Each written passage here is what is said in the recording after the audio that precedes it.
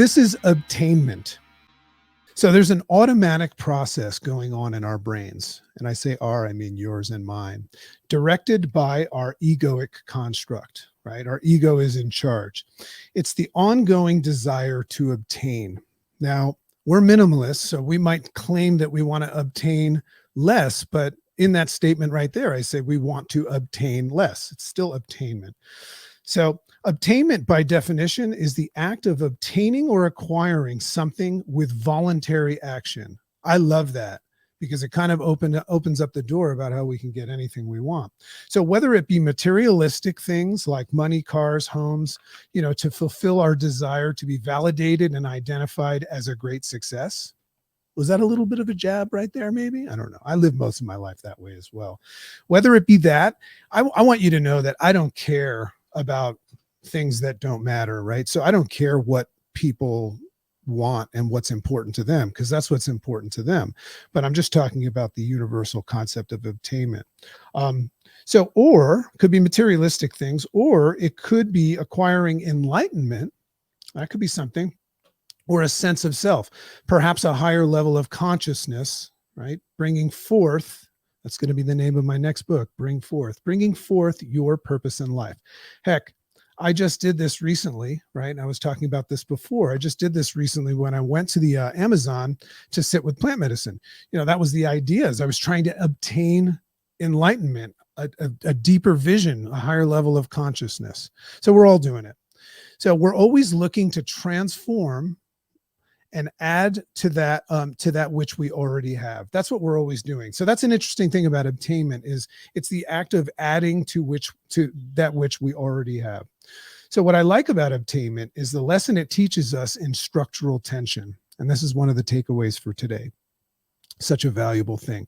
A powerful top 10, meaning top 10 favorite books from the guy that reads almost 50 books a year, that I read by Robert Fritz, and it's called The Path of Least Resistance. Why wouldn't you want to read that book? The Path of Least Resistance.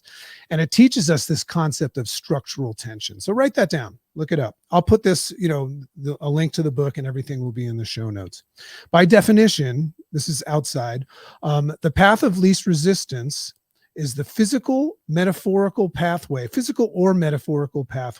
that provides the least resistance to forward motion, right? That's the path of least resistance, the least resistance to forward motion by a given object or entity among a set of alternate paths, meaning instead of alternate paths that pose resistance, we're going to take the path of least resistance. Sounds like a great idea, right? Simply put, Fritz describes the strategy of becoming aware of your true current reality. This is a valuable power move, is to actually look in the mirror and identify and accept the truth. Embrace the suck, even if the truth sucks. Embrace your current reality. It's very hard to set realistic goals of where you want to go if you don't know where you are. So very, very important to do that. Followed by the realistic decision. Now, you can dream big, but a lot of people say they want to be a millionaire and they're in debt and they want to do it in a week, right? The realistic decision of the desired state that you wish to achieve. So instead of saying goal, we're saying desired state. Once determined, we simply, that's the idea, is you can't know where you're going without knowing where you're going, right? Once determined, we simply look to build tension between our current reality and our desired state by executing only things. This is why we became minimalists, right? When I say I don't care about anything that doesn't matter, right? We only focus on things that are in support of our dreams and leverage our dreams. So when we look around our house, when we decided to be minimalists, we just said, we don't need that. What is that for, right? We started recognizing we were keeping a lot of things that didn't matter. So only things that leverage your desired state, and we only execute those things that leverage it. That's it. That's all we do with our time. And taking a nap might be that. So this requires what I've referred to in my book as sorting out of things. Sorting is the process of saying yes, no. Does this matter? Does this matter? No. Does this my control? The dichotomy of control, or, no. So that's what sorting means. And we're always just looking for things that do or don't support our goal. So remember, this is about obtainment. If you want to learn how to obtain something, All you got to do is focus on things that leverage it into place, right? But if you are not living your dream life right now, you're still obtaining something. It's just the opposite of what you want, but you did something to get that.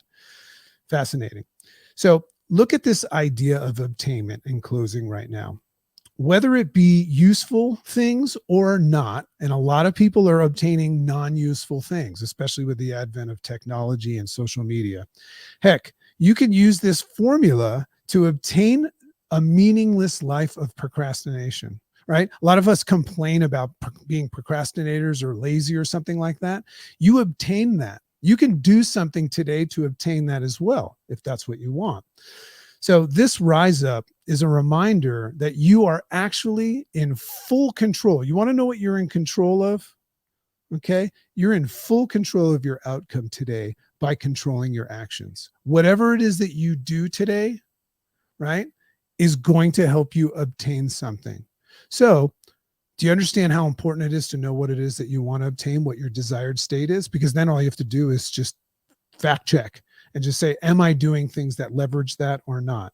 So remember that taking no action today, this is a powerful one, taking no action today to support your dreams, meaning not taking action to support your dreams, is an actual action step towards obtaining a wasted life. Isn't that interesting? Make sense? Well, I got to tell you something. It's good to be back. It's great to be back. And I will see you tomorrow at 8 a.m. Eastern. Have a wonderful day.